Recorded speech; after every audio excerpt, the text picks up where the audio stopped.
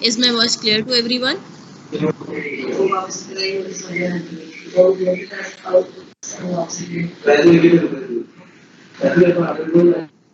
Students, please mute your mics.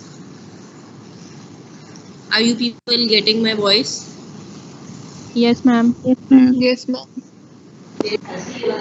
Okay, fine. We are going to continue our lecture on the muscles. So yesterday we were discussing about the structural organization of the skeletal muscle. We have discussed the T tubules, the sarcoplasmic reticulum, and how the T triad is formed. Ma'am, excuse me, Yes. ma'am.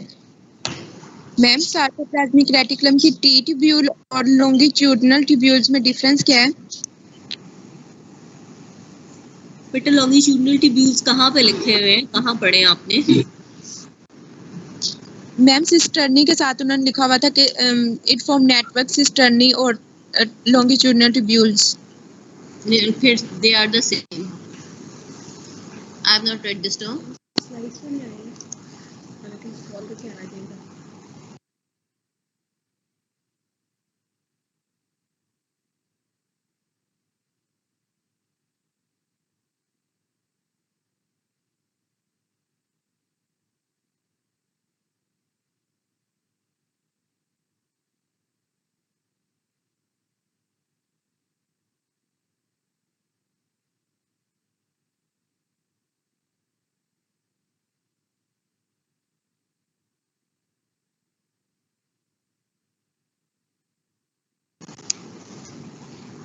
So if the longitudinal tubules are present in vicinity of the cisterns, then they are the same as those of the T tubules. Now I have already told you the connective tissue components, which includes the epimysium, perimysium, and the endomysium. And we have discussed the muscle fibers or myofibers. The T tubules were already discussed. Sarcoplasmic reticulum was discussed. Triad, that is also told. Adjacent to the opposite side of the T tubules are expanded terminal cisterns.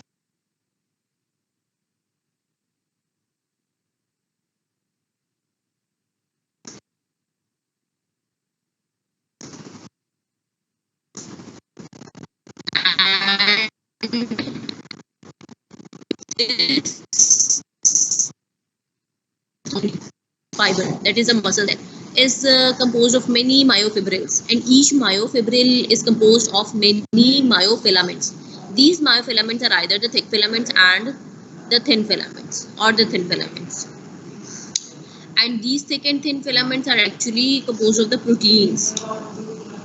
If we see under electron microscope, we see different zones in between these filaments, and the area between the two successive Z discs or Z line is termed as the sarcomere, which is the contractile unit of the skeletal muscle.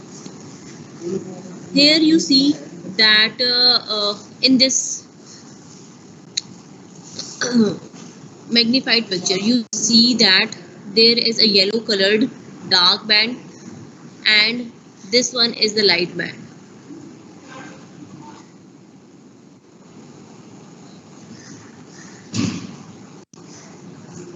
This dark band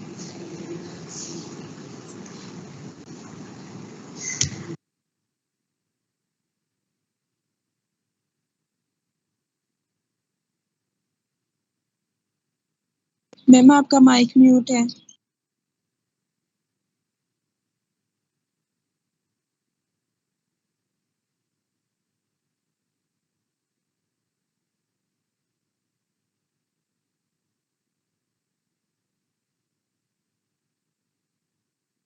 ma'am की आवाज आ रही है किसी को?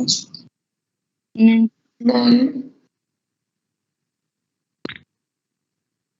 Ma'am, आपका mic mute है.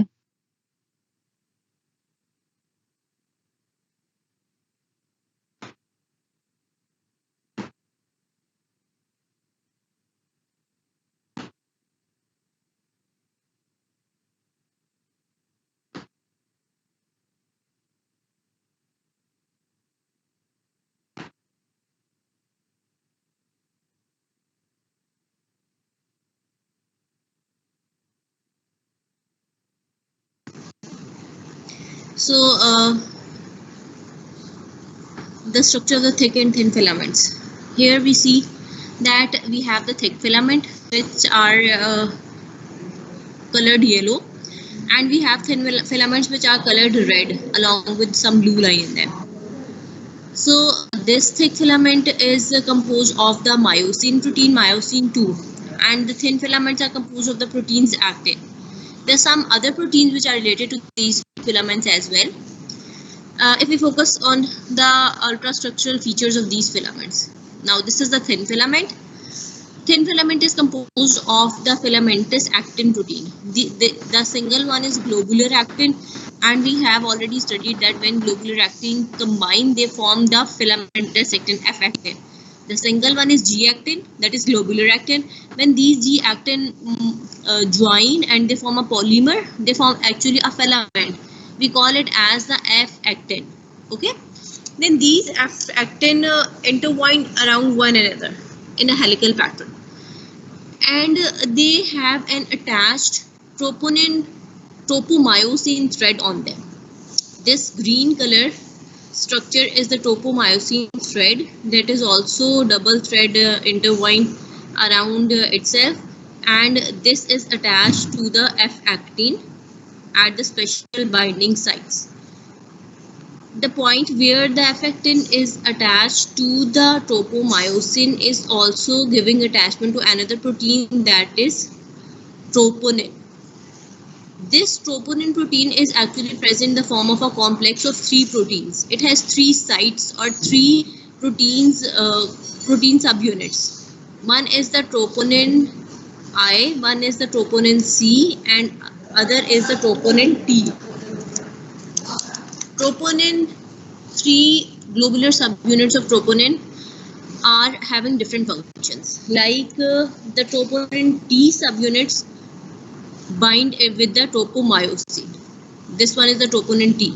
Then the smaller are, one is troponin I and other is the troponin C. Troponin I binds the myosin, that is the thick band, this myosin head, and the troponin C binds the calcium. It has special affinity for the calcium ions. So these 3 are actually the subunits of the troponin complex. One is troponin T for tropomyosin, one is the troponin I for binding with the myosin heads, and the troponin C for the calcium binding. This is the appearance of the light band. Okay, light band is actually formed by the light or thin filaments. Sorry, light band is mainly containing the thin filaments, and thin filaments are actually composed of the F-actin protein having tropomyosin on them and troponin complex on them. Now come towards the thick filament. Thick filament is composed of the protein myosin 2. This myosin 2 protein has a pair of heavy chains of myosin and has 2 pairs of light chains. How do they appear? This is a pair of the heavy chain of myosin.